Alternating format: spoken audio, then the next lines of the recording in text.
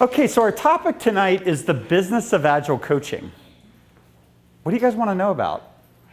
I can talk about anything you guys want to in that regard because it's like that's what I live, eat, and breathe is the business of Agile coaching. So like who suggested the topic? Was that one of the organizers that suggested it? Like what did you guys have in mind? We had a series of topics or areas to cover, and we sent that for you to pick from. Okay, well no, yeah, okay, cool, got it. So everybody in there is mostly an Agile coach. Do you guys want to like maybe go out and be independent Agile coaches? Is that kind of where you guys are thinking? Maybe you can't say that since we're on camera or not, but that could be like one angle that we can like talk about a little bit. Yeah, go ahead. So like actually with my company, we're trying to start up an Agile practice. So I Yeah. kind of want to get into Agile consulting. Okay. You mean like within your company itself? Okay, interesting. On a small level. So let's see a pen. You got a pen for me? So my Okay. same thing is for me because once I got into that one, I'm the only one at that time, and now I'm transiting to the different teams to get adapted to the Scrum and everything. So they are all like anything for the Agile, Scrum, Jira, boom, get this guy, he'll set up our thing. So that's where, but then the thing is, once I talk to them, okay, this is done.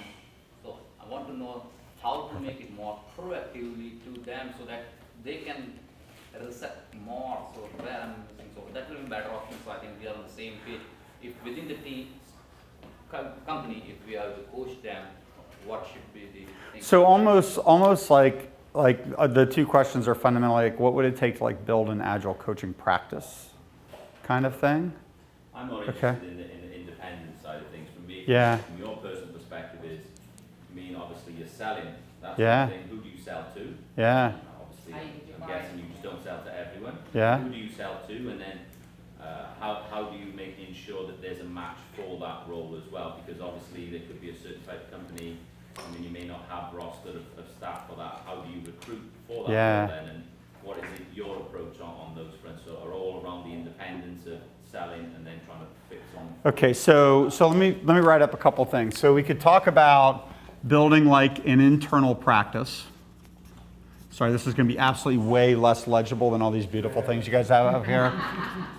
So you could talk about an internal practice, and then it could be like independent business, sales, etc., stuff like that. At least I can read it, so I'll know, at least know what you guys are talking about. What else? Yes, sir. Can we start with like a background overview? What is your definition of coaching? Definition of coaching? And how Okay. that meets the expectations of your clients? And then, after we get to, let's say, a baseline understanding of the coaching as you experience it today, Yeah. we can dive in and perhaps where it goes in the future. Okay. Future of coaching. Okay, that's a good one.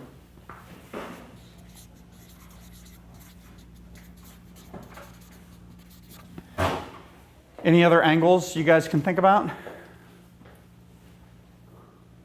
So it's probably illegible. So if you're trying to read from the back, it's like let's say if you wanted to like create like an internal practice like within a company, right? What does it look like if you maybe want to go out as an independent? What does the market look like? How do you sell? Where do you get work? Right, that kind of a thing. It was suggested that maybe we talk a little bit about the definition of coaching and what does that look like in the market. We could maybe talk about the future of coaching, things like that.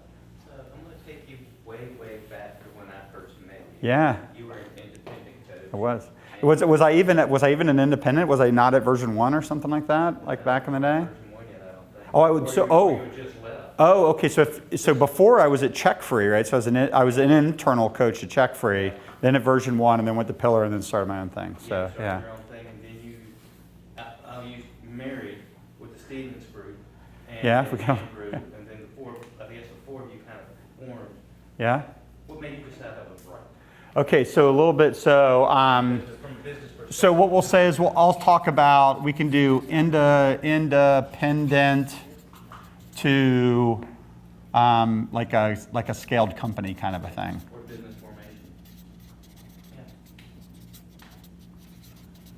Yeah. Yeah. Those are be fun to talk about.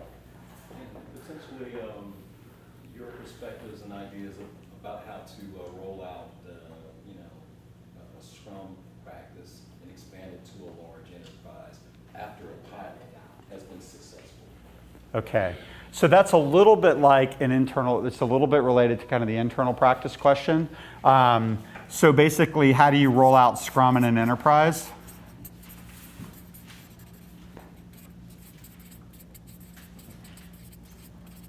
Okay, so we're probably gonna have to figure it. So let's go ahead and let's kind of start with that, and I'll tell you like what I think about coaching. What I'm gonna do a little bit before that is I'm gonna give you some background on me. So you guys, I'll give you a little bit of what I know, right? So you guys get a sense for like what I know and where I'm coming from. So I'll give you background on me, definition of coaching, and then I think it would be interesting to go to maybe bringing like an internal business perspective. I'll answer the question about scale, and then we'll talk about an internal practice. Then we'll talk about possibly rolling out Scrum, and then I'll give you my take on the future of coaching. Fair? Oh, you want to like, I just numbered them all and everything, man. So, okay. This is client acquisition. Client acquisition, yeah, okay, so that's gonna be right in this space. I'm a little bit insecure with my spelling when I don't have a spell checker in front of me, so it's all good. Okay, cool, so let me tell you guys a little bit about me. So I've grown up in the Atlanta area. We moved here probably about 22 years ago now. I say grew up, right? Grew up professionally in this area, so pretty much right out of school, shortly after school. And so I kind of, early jobs, worked for Arthur Anderson on the practice management, practice support side. I was mostly an IT infrastructure guy of all things early on. Went to go work for John Harlan, now Harlan Clark, out in Decatur. That's where I got introduced into project management and methodology, kind of learned waterfall, that there was this thing called waterfall, there was this thing called ROP. So when I got my PMI certification was during that time. Got laid off from there, ended up going to work for CheckFree, which is now Fiserv in Alpharetta. I was in the Norcross office out on the lake for a while, or on the river. And that's where I got formally introduced into this thing that was called Agile. And that was a really cool formative time for me because what we were doing is, it was in the early days, so it was like 2002, 2003, right after the signing of the manifesto. And the books, the literature hadn't caught up with what we were doing at the time. And so we were pulling the Poppendick's early work around Lean. We're pulling David Anderson's early work around Agile management. It was like proto-Kanban, Lean theory of constraints applied to software engineering management. We're taking the early Scrum stuff, the early XP stuff. There was a whole lot of literature that was coming out of the RUP community around iterative and incremental delivery and like early disciplined agile delivery stuff that I think kind of informed Scott Ambler's stuff. And so I was reading through all of that, and we were basically building multi-tiered scaled models that were like Scrum wrapped with Lean, applying theory of constraints to resource allocation, subordinating it to like program and portfolio management at the time. So we were doing some really cool stuff. And then we got reorged, and I was like in a PMO, and I'm like, there's no way this is happening, right? It just was not gonna happen. Because we were like doing it, like seriously, I look back on it, it's like 2006, 2007, and it was state of the art, right? Like Agile at scale stuff, like before Leffingwell had even like written his safe book or anything like that, right? And so it was really, really cool. And there was just no way to go back at that point. And by that time, I built a relationship with version 1, started looking around. Version 1 hired me. I was a coach for those guys for a couple years, and then had a brief stint with a company out of Columbus, Ohio called Pillar, and then 7.5 years ago, started leading Agile. And just went out as an independent consultant, and we'll talk a little bit about that. But and then just started growing, and we're about 60 people. We're based here in Atlanta. We got folks all over the country, about 40 coaches, 35, 40 coaches, depending upon what's going on at the time. Building out a really big marketing practice, and a really solid back-end office. We're pivoting to maybe go up to about 100 sometime in the next year or so. So it's pretty cool. So basically my point of view, so like I told you, so I haven't really ever, this is gonna sound kind of funny, but I've never really professionally written software, right? Deeply understand architecture, okay? Deeply understand systems, deeply understand scale, lean, that kind of a thing. And so we were basically trying to figure out in the early days, how to apply these concepts in large organizations. And as I got out, and as if anybody's been following my stuff, I've been writing on this for about 10 years. And what I've kind of done as a brand is I've always positioned myself as kind of the, a little bit on the outside, like I'm not a CST, we don't do SAFe in our practice, we don't do large scale Scrum, we're not trying to sell anybody else's methodologies. What we're really trying to do is we're trying to figure out, like, how do you get underneath it? Like, how do you get to like the real fundamentals that make it work? Because what you start to see, and I know you guys probably live this every day, is that there's a lot of really core fundamentals that if you don't get right, you can't scale, right? Things with your architecture, things with your org structure, things with how your company's aligned, right? There's a lot of really fundamental things that have to be fixed in order to get Agile to work right. And so kind of my shtick or my brand, I guess, and market has always been not to try to be a rah-rah guy for whatever the methodology of the day is, but like, let's get really smart about what does it mean to make this work, okay? And so that's kind of where I came from. What we've got now, like I said, is what is really becoming almost a management consultancy around change management. Because teaching people how to do Agile is really commoditized, right? Coaching formed teams is kind of commoditized at this point.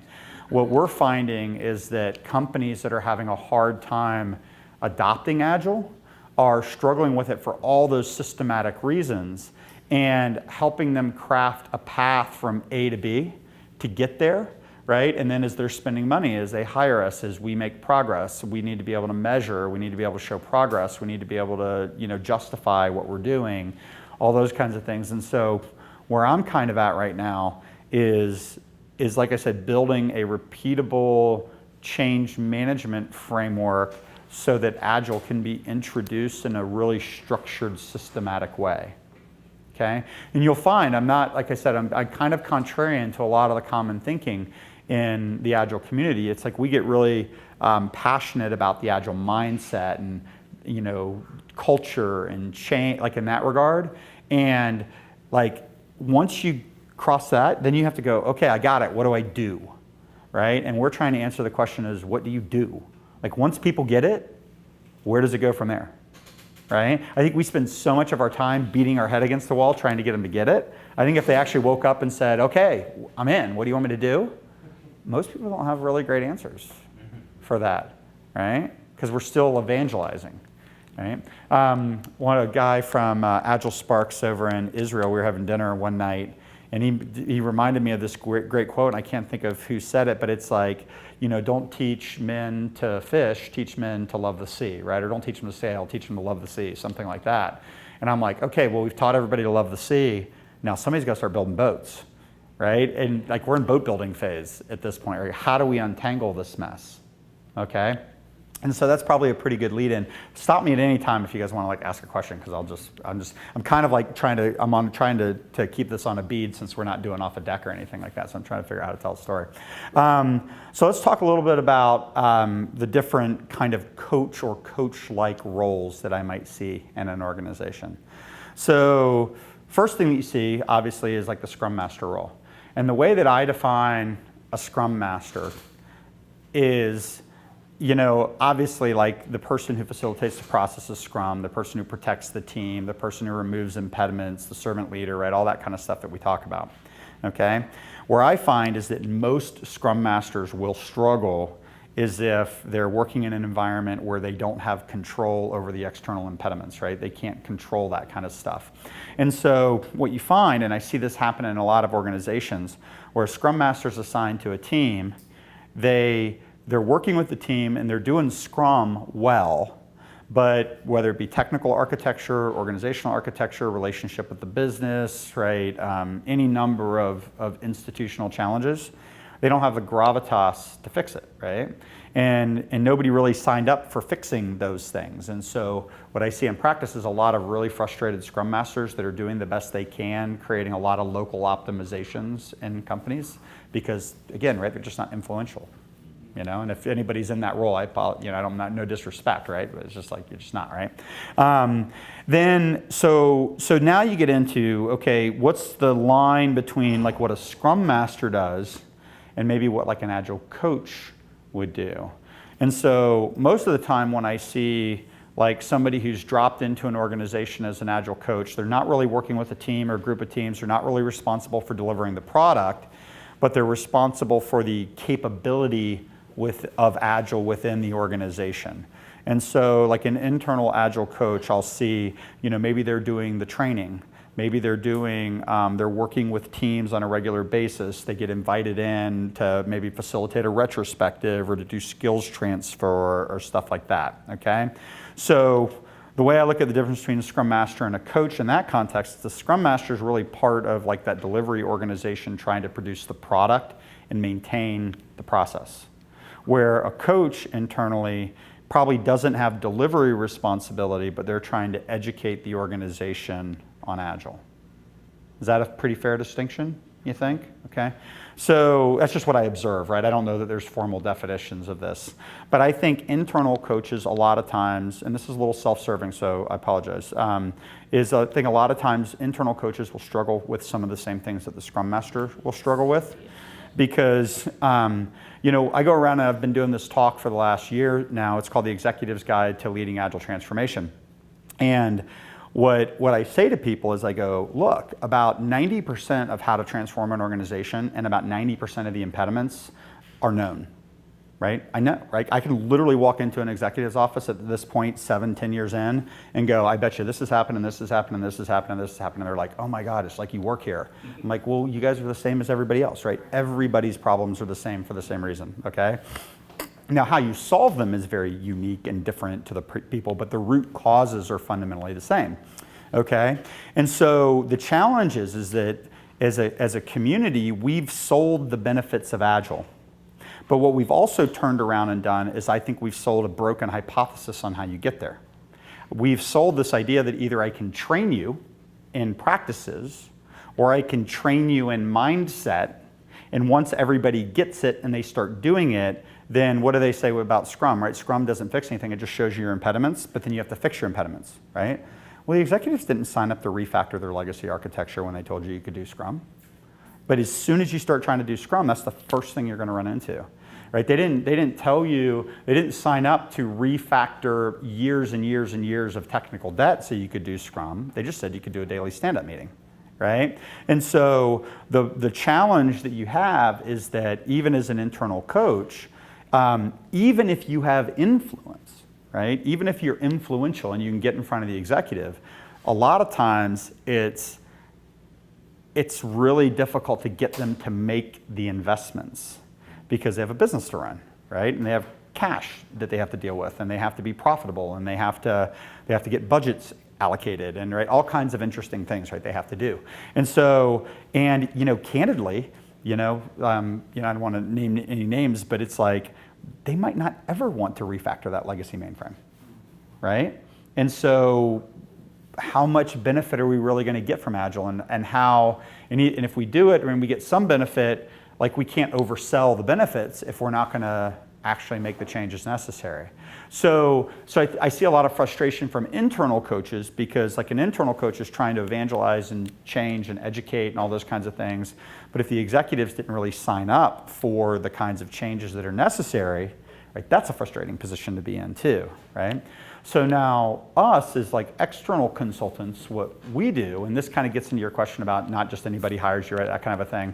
Like we've been pretty set for a while, and it's probably even limited our growth that we don't really drop like staff aug coaches into places, right? So if you called me and said, hey, can I get a coach for a week or a month or 3 months? I'd be like, okay, what are we trying to do? How would we fit? Because we want our brand to be associated with change and success and stuff like that, rather than just, hey, I just dropped the staff aug coach in to make a few bucks, right, kind of a thing. And so we spend a lot of time in the pre-sales cycle educating and educating and educating and educating and educating and educating and educating, and getting high enough up in the organization that they can spend the appropriate amount of dollars, they've got the appropriate amount of influence, the appropriate amount of span of control, right, all those kinds of things. But that's hard, right? And that requires patience, and it's a lot of work, and you gotta, so you guys have seen me floating around the town for a long time, right? There's been some people that have seen me walking in and out of their offices for 6 or 7 years, and we haven't sold anything, but we're still talking, right? We'll get there at some point. Yeah. What's your basic structure for engagement? Do you have an engagement manager? Mhm. Well, so let me, before I answer that question, let's because that'll get me to like maybe what the next set of differentiation is in coaching. So typically the way that I will talk to our clients is I'll basically say, if you're in a steady state mode and it's just about training and onboarding and reinforcing and that kind of stuff, internal coaching staff is awesome, right? And we help our clients develop internal coaching staffs all the time. If you're going to have an internal change agency, right? That's like a different thing, right? That's I think more difficult. Okay, you just have to be plugged in at the right level, right? You have to have the right person leading it. Okay. Now, to kind of get to your question, so what was your name again? I'm sorry. Sean. So Sean's question was, well, so how do we structure an engagement? So what we find is that there's at least three different levels of Agile coach that we fundamentally need on every engagement. And so it's easy, sometimes we get in the habit of saying team level coach, but we don't really ever mean team level coach. What we mean is like a delivery person, somebody who's doing the work, right? And so most organizations require people to be kind of full stack coaches, what I call them. So they need to be able to coach at the team level, they need to be able to coach at the program level, at the portfolio level, they need to understand economic prioritization, decomposition, agile governance, how to run governance in a Kanban-based flow, how to do metrics, how to do tooling around that, how to get backlogs fed to teams, right? So even at our lowest level, I need somebody who understands how to operate that full stack of a system. And it's not occasionally, right, we'll have somebody, we just need somebody to come in and coach some Scrum teams or something, and some of our guys will do that periodically, but it's usually within a broader context of that full vertical slice of an engagement. We find that there's a different role that needs to be on the ground, which is really like an engagement leadership role. And I didn't want to have this role, but believe it or not, coaches are horrible at self-organizing with each other, right? They're all a bunch of opinionated ninnies on most things, right? And they'll sit and argue about, should we use Fibonacci or should we use binary when we estimate? Should we estimate at all? Like, what's the right size for a user story? I'm like, pick, I don't care, it doesn't matter, right? But so I tend to find that I need somebody not only to lead the coaches and to create kind of a unified point of view for the client, but believe it or not, we have to plan engagements, right? So what does the engagement roadmap look like? What does the 90-day backlog look like? What does a 30-day kind of executable framework look like? Who's the day-to-day interface with the client executives? Who's the day-to-day interface with the transformation steering committee? Whatever it is that we're doing in that. I need somebody who isn't on the ground, just in the midst of teaching the organization stuff. I need somebody who's like looking up and going, okay, this is how we're planning, this is how we're allocating our people to the engagement to get the outcomes that we need to get, right? And then there's a third piece, right? And this is an artifact of the fact that we tend to sell in the C-suite most of the time, is that I need somebody who can hold court in front of a whiteboard of the CIO. Who's on the engagement, and that person doesn't, depending upon the intensity of the engagement, sometimes that could be a couple days a month, sometimes that's a couple days a week, just depends on where we're at in the transformation and how bought in and how engaged that leadership team is, okay? So what we're finding is that if I can't sell at the right level, get the right span of control, get the right breadth of engagement with the right level of staffing, it's just not gonna work, right? And so I know that's not super heartening for like folks that are just trying to either do it internally or what, but it's like this stuff's hard, right? I was listening to a book. I drove back from Nashville this morning, and I was listening to a book called Influence by the same guys that wrote like Crucial Conversations, and they were talking about these different patterns of influence in an organization. It was funny, right? It could have been written about Agile, because they were basically saying in order to influence an organization, you have to attend to all 6 of these things across all these different areas. And what the comment towards the end of the book was is that folks who want to do things on the cheap tend to only pick and choose the things they want to be attentive to, and they don't attend to all the things necessary to lead change. And so it's tough, right? So what we've ended up doing and what we're doing as a company and this is 7 years in, right? So we kind of knew to do this a few years ago, but it's like just getting the critical mass and the right people and getting it written down and everything. It's like, that's why I said we're building a change methodology that basically says, you know, for this group of 10 teams at the execution level program portfolio, boom, you know, our goal for the next 4 to 6 months is to stabilize the system. That means that by week 2, we need to have these outcomes achieved. By week 4, we have to have these outcomes achieved. Week 6, we have to have these outcomes achieved. What are the activities we need to do along the way? What do those activities look like? What are the decks? What are the job aids, right? And it's funny because it's like, it's not like waterfall planning because it's all outcomes based. It's not activities based. But at the same time, those outcomes I think are just repeatable. Yeah, you can sequence them, right? We don't necessarily know how long they're going to take. We don't know what kind of things we're going to encounter. But it's not like, I'm just convinced after 7 years of doing this, it's not like this is a total random thing where we just teach people about Agile and it just happens, right? I think it's something that you can actually orchestrate. And as long as you approach it with a iterative and incremental mindset, so if anybody's familiar with our stuff, we talk about expeditions, which are groups of teams moving to base camps, which are different states. And then within base camps, we have 8 to 10 intermediate outcomes that are supported by like common activities, that are supported by job aids, that are supported by, right? And you kind of go, God, that feels super heavy. But the reality is that you're applying that stuff in very situationally specific ways to get different outcomes with different people and all those kinds of things.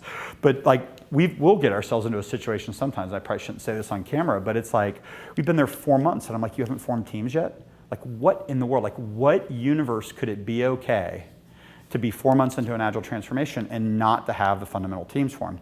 And there's always like some legit reason, right? This has happened, that's happened, this is going, they're not ready to do this, we've been laying this groundwork or that groundwork, okay, got it. But the reality is that if we're not 3 to 4 weeks in and have all of that stuff knocked down, it's taken way too long.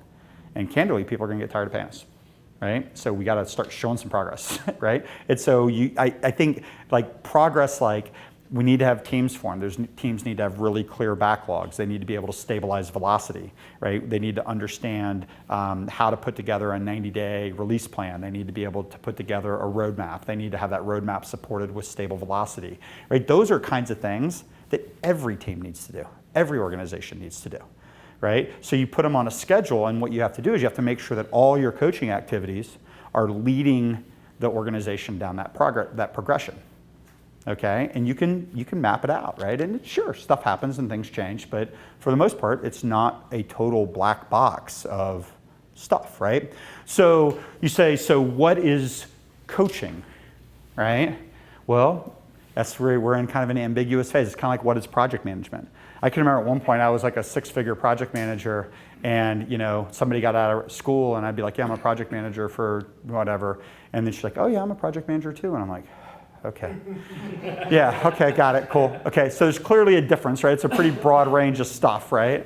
So I look at Scrum Masters, I look at internal coaches, I look at internal change agents, I look at external change agents, and then within the external change agents, we've got execution people, I've got planning and coordination people, and I've got executive influence people across that. And across that whole stack, in some form or fashion, everybody's coaching, right? So, yeah, cool. Makes sense? Does that sound like a reasonable place to start? We probably just consumed half our time, but you know, that's our starting place, right? Yeah. Well, we'll get through it, right? It's cool. So, independent, like going from an independent business person.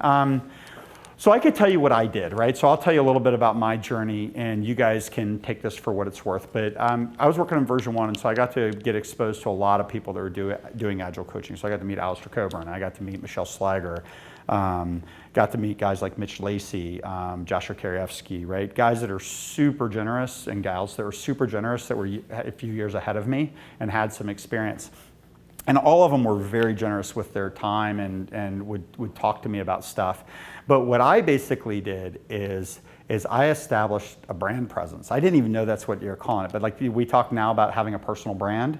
Well, so I had established a personal brand before I wanted to go out and be an Agile coach. And so that's the reason why some of you guys in the room know who I am, right? Twitter, Facebook, LinkedIn, writing a blog, speaking at conferences, doing user groups, right? All that kind of stuff. And I think what maybe helped me is that I have a pretty unique point of view in market, and we're trying to invent stuff. So I wasn't like, Scrum, me too, Scrum, me too, Scrum, me too, safe, yeah, look, I'm safe too, right? We were trying to do something that was a little bit different, complementary. And so I think building the marketing presence, building the reputation in the industry, having a unique point of view. I interviewed this lady today and I said, well, why did you want to talk with us? Why were we interesting? And she's like, well, I talked to all these people about like who was trying to do it right in the Agile community, right? Who was like not just selling certification and not just doing staff augmentation and just really trying to make a difference.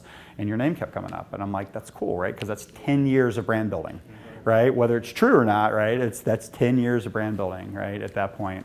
And so, but like back in the day, I had like 3 years of brand building, okay? And so what I was able to do, and I think a lot of you guys could do this in the room too, it's like, I mean, I had relationships with people that had sales pipelines is what it boiled down to, right? So Eliason hires people and, CA hires people and so CQ hires people and stuff like that. And even if you don't want to go permanent with those guys, right, they'll subcontract work to you. And so I basically decided to quit my job and I made 3 phone calls. I called Brad Murphy up in Raleigh at Gearstream, called my friend Guillaume Moraine, who was a big Visible, now Solutions IQ. Had good connections, even though I was a version 1 guy with the Rally people prior to the CA acquisition, and had signed paperwork with both of them set up to do subcontracting, and that was my plan, right? And so what was fascinating is when I went out on my own, like all of a sudden my schedule filled up, and I didn't have one unplanned day for like 6 months, right? And I think that was the brand. As soon as I stepped out and said, hey, I'm here and I'm available, right? People came to me. And I never ended up having to exercise any of those other partnership relationships. But had I not had the brand, that's where I would have started. If I was trying to go out as an independent today without brand, that's likely where you would start. But if you want to generate real dollars, right? Not that you can't get paid well being a subcontracting coach, but if you want to generate real dollars, you got to be able to generate your own work. Okay? And that's the thing that's hard, right? Because when it's not a staff augmentation kind of thing and it's not you're doing volume, right? It's not like $5 an hour on top of whatever it is you're making or, 10, whatever percent a day. It's like, I mean, like I said, I've got 60 people in my company and in any given period, maybe 35 of them are consultants, right? I've got a back office, right? I've got the ability to invoice. I've got lines of credit. I've got a marketing engine, right? That's why we're getting recorded here, right? So we're going to take advantage of everything you can get, right? Because you got to get your name out there saying smart things all the time, right? So if you're doing work for somebody else and you ultimately want to go independent, or like be truly independent of somebody else's sales pipeline, then you got to build brand, right? You got to get people to call you independently. And that means generally you have to have a point of view and that makes people want to talk to you. Okay, and so for me personally, it kind of dovetails into the next kind of question, and we can blend a couple of things. But it's like, why did I go from an independent consultant to like a company? Candidly, I'm super happy to share numbers even on camera. I did like $500,000 in billable revenue my first year. Like I went from like making a regular salary to like, oh my God, what just happened, right? I mean, it was crazy. But I was working my ass off. I was working like 70, 80 hours a week. I was getting up in the morning. I was doing biz dev, working with Salesforce, writing contracts, sending out notes to people, trying to take people to lunch.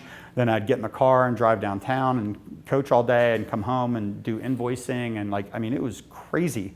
And it was what was fascinating about it is that the money was good. But it's like you get scared, right? Because if you're working full time and you say, well, okay, I only want to make $250,000 a year and I'm going to work half time. Well, then it's like, well, what do you do in the other half, right? Are you really going to go, like, am I going to go just sit on the beach? I'm not really wired for that. What am I going to do if somebody calls me? And then, like, what if I decide I don't want to be on the beach? How do I know my next deal is going to be set up, right? So there's like a whole lot of uncertainty. And that was some advice Michelle Slager gave me. She's like, yeah, you're fooling yourself if you think you're going to do that because you're going to just work yourself to death. One of the great pieces of advice I got from Alistair Coburn, it was like 2 of them were super intuitive and 1 of them was really counterintuitive. He said, know the minimum that you have to make every month to pay your bills, right? That all makes sense, right? I knew that number for sure. And he said, know the maximum that you're willing to travel, okay? Because you have to set boundaries, right? You have to understand your family and your kids and what you can do, right? That kind of a thing. And this was the interesting, he goes, set a maximum number you want to earn. Really? I'm like, really? Why would you set a maximum? He said, if you don't set a maximum, you'll chase everything. Right? You have to know when you hit your limit. Okay, that's the reason I have a 60-person company, is that's the one piece of advice I ignored. Right? We just kept growing, right? Just kept chasing everything, right? And so, but that was really, really solid advice. Josh Zakarievsky said one time, he goes, never sell more than half of your time to one client, right? Because when you're doing stuff like this, is you want to make sure you got more than one person paying you all the time, right? Yeah, because you need to make sure checks are rolling in because people are late. Sometimes people don't pay you. And you don't want to have all your dollars. The other thing is that if you've got all of your consulting resource, your time in a single company, they know they have leverage on you. Right? And so they can kind of get more out of you if they know that you're the only person. And so again, right, this probably isn't great to have on video, but it's like it doesn't hurt to have a little bit of scarcity in your calendar, right? What do you mean? What do you mean timing? The time you chose to go versus the Agile. Yeah, so for me personally, when I went out independent, I was in a situation where I'm the sole earner in our house. My wife's a stay-at-home mom, and I had 3 boys, and at the time they were like 5 and 8 and 9 or something like that. And so I was like super scared about being on the road all the time. I was super scared about like not being able to feed my kids, right? Going into crazy debt and all that kind of stuff. And so that's why I had such a safety net behind me. But I was in a situation with this other company that I was working for that had gotten kind of bad for me personally. I didn't have a great relationship with the COO of that company at the time. And that's the guy I was working for. And just for me personally, I would just have rather gone bankrupt than not eaten than to stay there and continue to work there. And my wife actually got to a place where she was like, yeah, you need to get out or else you're going to be. And so it had just gotten to the point where I had learned enough about it where I felt confident that I could hit my minimum number, right? And then when I got super busy, right, we paid off all of our debt and everything and started saving some money. And where it really started turning one time is I sold my first 6-figure deal to a CIO in Minneapolis, Minnesota. And I didn't have any time to do it. And it was the first thing I ever subcontracted. I went up and set it up, and then that was when Dennis and I started working together a little bit, kind of formally. And we subcontracted to a guy that worked for me for a couple years afterwards. And I was driving to Disney World one day, and I don't remember the exact number, but I was making like $1,500 a day driving to Disney World. And I'm like, that's the shit, right? That was when there was like literally like a mental flip when I went, if I can make $1,500 a day driving to Disney World, taking my kids on vacation, yeah, that's pretty cool, right? Because I was in a situation that first year where I was working my tail off and I was making a lot of money, but I had like freedom in the big, but not freedom in the small. So like I could take 3 weeks off. I took 3 weeks off that summer, took one of my kids to scout camp, one of my kids on a trip, another kid did something with, and then, and I could do that, right? I could take time off over the holidays, right? It was awesome. No worries, didn't have to worry, had money in the bank, right? It was all good. Had work when I spun back up, right? Everything was fine. But if my wife called me that morning and she goes, I'm really sick, can you take the kids to school? I'm like, no, I got a workshop I got to run at 8:30. I'm sorry, right? So I had no flexibility in the small. I had tons of flexibility in the big, but I had no flexibility in the small. And so I was working my tail off, right? Yeah, go ahead. Did you make a decision right off that it's going to be you? Me? You as the spearhead? Yeah. Or you need a partner in the business? Well, so I understand the yeah. subcontracting and all the other things, but did you need somebody to bounce you off? Well, so Dennis and I, so if you guys know Dennis Stevens, right? He's around town. He's my partner in leading Agile now. We weren't working together the first year. We were kind of collaborating, but we weren't like founding the same company. He was working in a company called Synaptis at the time that he started.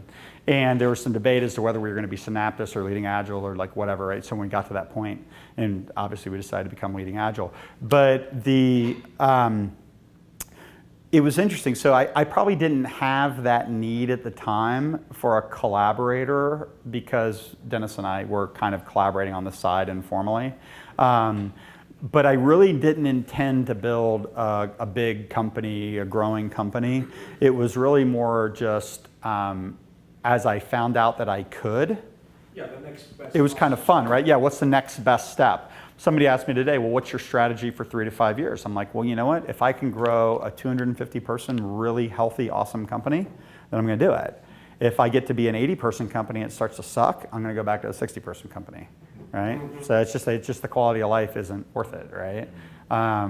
So yeah, right. So it was never like an intentional thing to grow, but I did have another experience where we lost a gig because they basically said, we really like your thought leadership, we like your ideas, we think you could help us, but once we get out of the pilot, I'm afraid you guys can't scale with us. And I was like, oh, that's tough, right? What about Yeah. if you want to be around in 2 years? If we're going to be around in 2 years? If they, when you try to sell, Yeah. if they counteract with, are you going to be around in 2 years? Man, like I said, I don't know, right? I mean, I've had people ask me, I've had 3 or 4 people ask me if I would sell the company, and for the right number, that'd be stupid not to, right? But it's like, is that my goal? No. We're investing a ton. Like, you start thinking about, there's a really cool book that you guys could read that I think is, I think it's very informative. I wouldn't say like read it and like follow it as a formula, but it's called the E-Myth, and I can't even think who does it, but it's the entrepreneur myth, right? Yeah. And so what's cool about that book is, and it's just, I'll read these books and I'll reduce them down to like a sentence or two. And what he's really talking about in that book is that there's a really big difference between being a consultant and running a consulting company. Right? Well, we say of course, but it's like a lot of people go out and they think, oh yeah, I'm a great Agile coach, right? So I'm going to be an Agile coaching company. And then they have to realize, well, okay, now I have to invoice and it takes 90 days to get paid. And how are you going to do that, right? You got to go sell your work, right? You got to go set the deal up, right? You got to have insurance, and you have to have all kinds of indemnification. And then as you start to grow, you start to run out of people that in your networks to hire. And maybe even people in your networks aren't always the best people, right? So how are you going to go find more people? And how are you going to go find more people while you're marketing and writing blogs and going out and selling and delivering the work and, right? Balance between you and Dennis now. Yeah, so basically for me at this stage, right, as at this level, is I basically go out and I work with marketing, I go out and sell and close deals, and I run and grow the company. We have a full-fledged CFO now. We have, we're starting to bring in some really, really top talent. The role Dennis has had for a while he's technically been our COO, but it's more like a delivery operations role. And we just hired Michael Noel, previously at Mannheim. He's on our team now. We've got another big hire that I can't announce yet, but we're basically hiring for that top level, like partner level delivery capacity, that executive level delivery capacity. Is that for you to stabilize the company? Or what is that? Is that to stabilize the company or to springboard for the next? Well, so it's a little bit of both for us, right? Because what you start to realize is that as coaching becomes more commoditized at the execution level, your value prop is selling the really core transformation work. And in order to sell that, you have to be able to hold space with the executives. You have to be incredibly influential. And so again, right, those skill sets are not all the same. And so we hit about $15 million or so in revenue this year. And that's probably about as big as Dennis and I can run by ourselves without the wheels coming off. And so by bringing in more senior delivery capacity and more leadership into the organization, we're profitable now even with the addition of those people. So even if we didn't grow, we're still fine. We'll just run a healthier company. As we double and triple over the next couple years, those guys will form the seed of the next round of leadership to independently run accounts and things like that. That's a strategy, right? Yeah, well, so let's talk about strategy, right? So I have four. So this is an interesting segue. I have 4 variables that I run in my company. Okay, it's all we manage every single day. We manage cash and the line of credit. That's one, right? We manage our sold work, our execution pipeline. We have a sales pipeline, and we have a hiring pipeline, and we manage those every day. Okay, so we try to have more cash than we need at any given time. That's the hardest one. We try to have more work in the system than we can deliver. We try to have more stuff in our sales pipeline than we can sell. We try to have more people in our pipeline than we can hire. And what happens is that you try to manage those variables, mostly the sales pipeline, right? So you try to put things in with sales, try to get them closed. Sometimes you have to hire people. You can't run out of cash ever, right? And you got to have the right people in. And so if you say, what is the strategy? My strategy is to grow a healthy company and never run out of money. And we joke, and I kind of joke about the running out of money, but it's like managing cash flow is the hardest thing. And I tell you, you'll watch businesses spin up, And we did a big engagement. We were 6 people. It was about the time that you were talking about when we just started hiring. And we pivoted up to about 17. And that year, between 2 different clients, we sold about $2.5 million worth of work, right? That was the year we went to $4.5 million or something like that. And we were going from $1.5 million to $4.5 million. And it almost killed us. We were making payroll and having like $1,000 in the bank, right? Because it took us 120 days to get paid for the first time with this one company. And I'm hiring people and we're burning all our cash reserves. And I mean, it's super, super stressful. There were some times where I'm pretty sure I blacked out in front of clients. Like I'd get a text from Dennis and I'd be like, oh God. And I'd black out for a minute and wake back up and go, okay, I think I'm okay. So yeah, I mean, really crazy stuff, right? And so what we've basically done is we've just really just talked about the gamut of it, right? And so like in its simplest form, right? Call somebody who's body shop person. That wouldn't be a bad way to get started if anybody wanted to go out on their own, because you'd get dropped into lots of different environments. I think it's a little bit lower risk. You'd have the opportunity to exercise your skills and learn. And then if you're super proactive and you aspire to do your own work, then you need to start building brand and start building relationships and building relationships with clients and, people that might hire you, on and on. And then like the next tier up would be just an independent consultant that sells their own work. And then, it kind of gets interesting from there, right? Because then if you can put other people to work, right, that's where you start to create scale. And that's when you can take a few days off and not have to worry about it. If my wife calls me up in the morning, I can say, yeah, I can take the kids to school about half the time now. How long is your sales cycle roughly? Man, it's like we've closed multi-million-dollar deals in less than 2 months, and we've got folks that we just sold our first deal to after 7 years. So there's no average. It's really fascinating. Every time we've had like a new finance person come in, or we've brought somebody in that's like, oh, okay, I've run a consulting company before, I know what to do, right? It's like, it's fascinating because you probably could come up with some averages, but I don't think they would actually tell you anything. Because sometimes, there's been times where people will call me up and it's like, I don't really think I could actually help them right now. So I don't think I've got the right mix of people available, and I think they're too big and too risky. So sometimes I'll just we'll try to let that one go a little bit longer, and we'll try to build up underneath it. And then sometimes I've picked up the phone and gone, look, we've been talking about this for a long time. I got 3 people coming available. I think they're the right 3 people for you. Let's go. And sometimes people will go, right? And so sometimes, depending upon what you need to have happen, you can sometimes make things happen and sometimes not. I would generally expect almost never less than 4 to 6 months.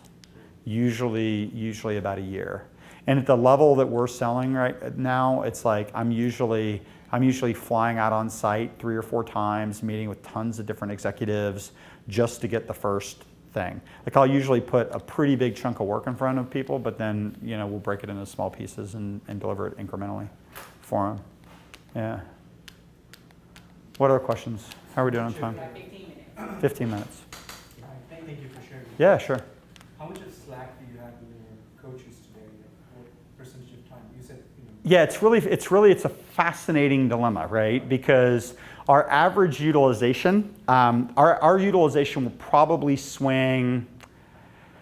Every once in a while it gets worse. It's like conference months and different things like that. When we've taken the whole team places, it'll hit 50. We try to maintain profitability at 50% utilization, which is pretty good, right? We're not quite there because we've been hiring back office stuff. But it's like, so anything above 50, we're theoretically at least making a little bit of money. Our average is probably around 75. Theoretical max, everybody just full bores about 92% utilization. Okay, but now I know what you're asking with Slack, so bear with me here. So the interesting thing is that there's a lot of times where I won't have somebody on the bench, but just because of the nature of the ebbs and flows of the work, that there will be slack in the system, but it's like slack for the individual, but it's not slack for me as a company, right? They're not like people that I can deploy into an engagement. Right, so like our CFO just refuses to forecast anything above 75% utilization. I'm like, no, I know it could be 82, and he's like, it just is never more than 75 on average, right? Because just things happen, right? People get sick, right? Stuff happens. The worst is when like you think you've got something sold, you've got a strong verbal, you've got a Monday start, and then something happens and they go, oh, it's going to be a month before. And then you're just eating 3 people on the bench for a month. And I can't do anything with them, right? Because you're trying to time everything to make sure that everything's in the right place. It's like a game of Tetris. So somebody takes their ball and moves it a month out, you just have to be able to absorb that, right? And not get too bent over it, So just to follow up, so 50 to 75% utilization, Mm-hmm. looking at competitive rates for consultants Yeah. inside, are you able to attract the right kind of talent then? The what, I'm sorry? Are you able to attract the right kind of talent at those? So if you're able to utilize only 50 to 75%, Yeah. be able to pay them competitive salaries Mm-hmm. or contract rates. Mm-hmm. We're How are expensive. you able to compete with We're expensive. Hughes and the license? Well, they're not doing any better, really, in terms of those utilization rates, right? I mean, I know I got a little bit of inside information on some, right? Some people might, like I've had guys that have run at consistent 92% utilization depending upon the nature of the deal, but the ebbs and flows and things like that, I'd be blown away if most people are, yeah, maybe they are, I don't know. So I'm really comparing their consultants Yeah. versus your business model. Yeah, do you actually have numbers? Do you know numbers? So I don't know the numbers for Yeah. those organizations, but I mean, I'm surprised that you're able to get 50 to 75% utilization and be profitable while competing with. We don't compete with anybody on price. Right. Can't compete on price, right? If you're competing on price, then you're already dead. I'm not talking about price, but for quality in terms of the consultant themselves. So a consultant who's really good is looking at your organization versus another organization. Yeah. So here's my take, right? And this might sound arrogant, okay? I think we're better than anybody else in the market at what we do, and I think we've got a great place to work. And if you want to come work in my company and you've got the skills to do it, there's no better place in the world to work. If you want to solve the problem we solve, then no better place. And we're not paying people we're paying people pretty good, right? We're right in the middle probably of the stack. You could probably leave my company and go make $10,000, $15,000 more. What's going to happen though, which is interesting, and this is what I'm trying to protect myself against, is there's absolutely a bubble in coaching prices right now. Okay, and as you guys get in the market, you're going to see commoditization. Rates are going to go on day rates.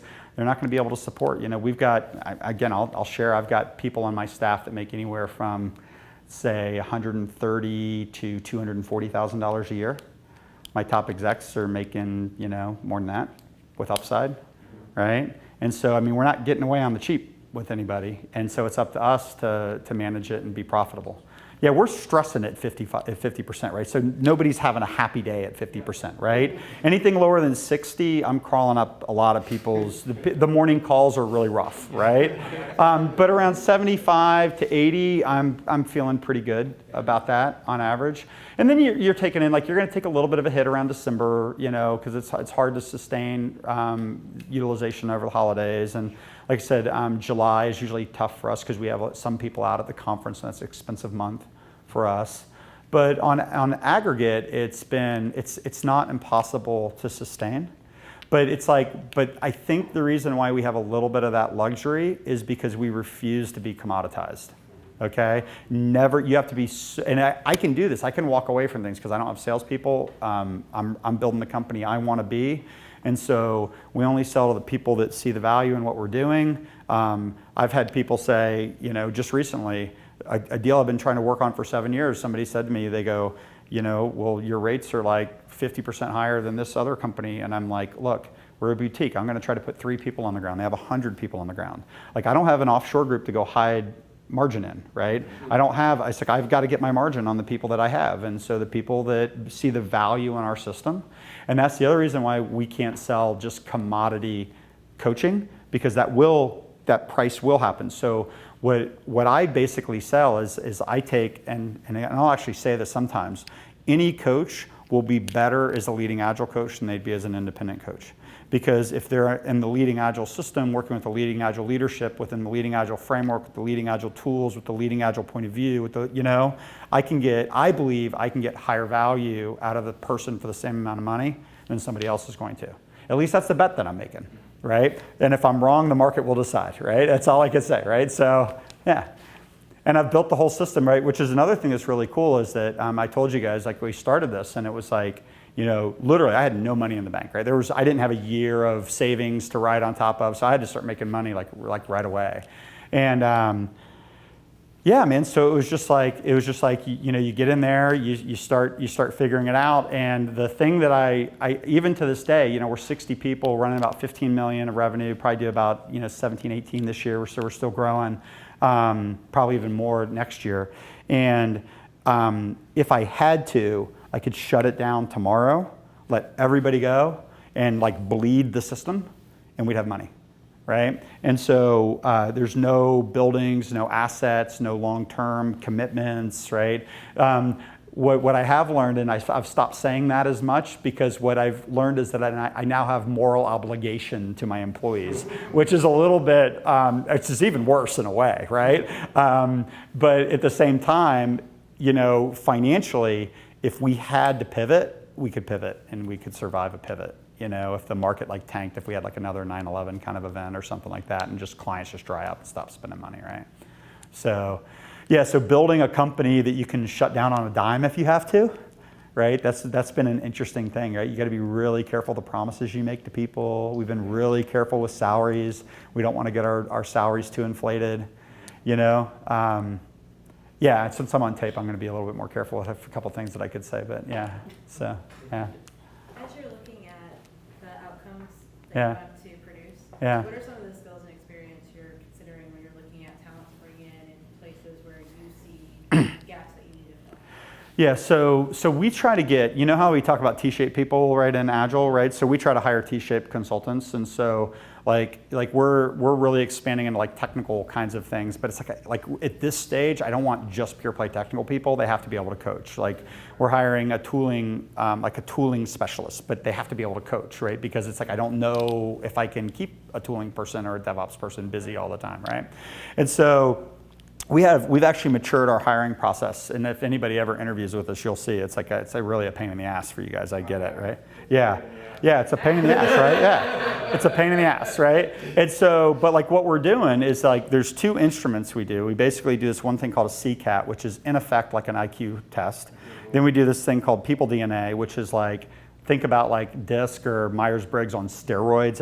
It unpacks you, and you can say like, is this person like have high energy? Do they get their feelings hurt? Do they get their feelings hurt? And does it take a long time for them to recover? Are they high energy, low attention to detail, high attention to detail? Right? It's really cool. And so we have a profile. We have years of data now of people that work well for us. We can do like a hiring fit profile. We can do like a retention profile. Like somebody might be a good fit, but they're likely to leave. So it's really interesting in the data, and we don't believe it a ton, but it's an interesting data point. It's interesting just that you don't believe it. What is it? Well, you got to take every data point, right? You got to take every data point, right? And so, like, there was a person I interviewed today where I asked Rachel, who's like our chief cultural officer, I said, "Why am I talking to this person? Like everything in their score, but she was like, everything else is awesome." I'm like, okay, well, let's just talk to her, right? Let's see what's going on, right? And so it's like IQ, the behavior stuff, emotional intelligence. We do a thing around beliefs because it's interesting, right? So what you find is that there's kind of a 2x2 you can come up with, and it's like are you like a team person or are you like a scale person? Are you a people person or are you a business person, right? And so we squarely operate on the business side at scale. Right, so most of what we do is about systems of delivery, getting that rationalized. Practices are an enabler, culture's a fast follow, but it's all about getting the system right. Where if you're on the team side and you're very people focused, right? If you drop into an enterprise situation and you're like, oh, well, okay, we need to sit down and we need to like really talk it out and we need to get our emotions on the table, and it's like that's fine in some places, right? And that works for some people, but that's not where we are, right? So if you're that person and you get dropped into an engagement like that we would sell, you're gonna get your lunch eaten, right? It's just you're not a good fit, right? And so we ask about 20 questions it's about basically like, who do you read and who are your influences and all those kinds of things. And so we try to suss that out a little bit. And then obviously like hard skills, hard experience, have you been there and done that? Community presence, and then culture fit. I think there's 8. I think those are the 8 that we have.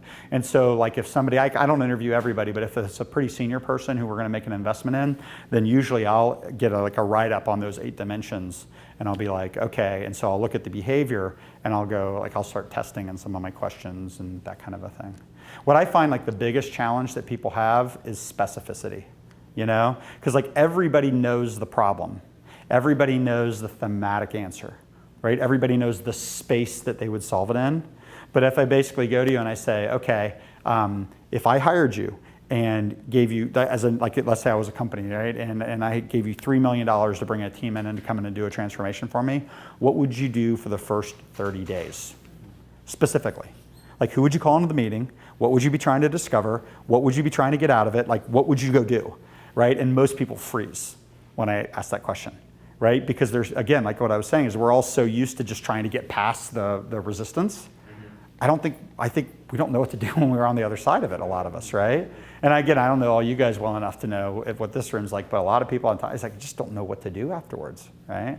And so that's the thing that's kind of fascinating, right? So it's like, to me, if you want to be that really big value add and you want to really make change, you got to kind of start thinking about, okay, right, if I had the opportunity, like sometimes like when I interview people, I'll be like, okay, got it. You were in a totally shitty situation, totally disempowered, had no influence, no whatever, got it, right? I don't hold that against you. But what would you have done if you could have, right? And if you haven't thought through that, or if you literally don't know what you would have done if you had all the power, well, then you have no point of view, right? So, and I don't even care if your point of view is the same as my point of view. What I care about is, do you have any point of view, right? Cool. She's gonna pull me off in 2 minutes. So any final questions? Yeah. Thoughts? Yeah. So, how about in Kanban? Like, do you see now engagements in more Kanban, or how do you see? Like, Almost never, actually, to be honest with you. So Kanban is a part of every engagement in the sense that we use flow-based systems at the program and portfolio layer very explicitly, more explicitly than SAFe typically does. So our model is very explicitly flow-based above the team level. I think most people are trying to use Kanban at the team level as kind of a cop-out because they don't like sprints because they can't get to a definition of done, which is usually means because they can't get their backlog size small enough, they don't have the right participation. There's all kinds of failure modes. And if you just take the sprint boundary off, we get to breathe easy, but it doesn't fix the problem, right? So typically in the presence of a good backlog, a well-formed team, able to get to done, I tend to go with Scrum. The only time like I'll use like Kanban as my first solution is for things that are incredibly interrupt driven. Okay, so if it's DevOps, operational support, right, things that are like need to be prioritized, different classes of service, things like that, then that's the only time. But outside of the team level, at the program portfolio level, every single time, all day long, every day. Is that a leading Agile answer or Mike? Okay, so bear with me here. I know you're trying so hard to like end on time. So that was a fascinating question. That's a super deep question. Is that a Mike Kottmeyer answer or is that a leading Agile answer? So I would love to think in the ideal world that those would be one and the same, right? But what you realize is with a team full of really, really super smart people, there's obviously drift, okay? So part of like what we're trying to figure out is like, what is the most dense common core that kind of defines us and what we do? And then, what do folks on the team have autonomy to decide independently? So the real answer to your question is it's probably a Mike Kottmeyer thing, and it's probably mostly a leading Agile thing, but in any given engagement with any given consultant, they're going to make their best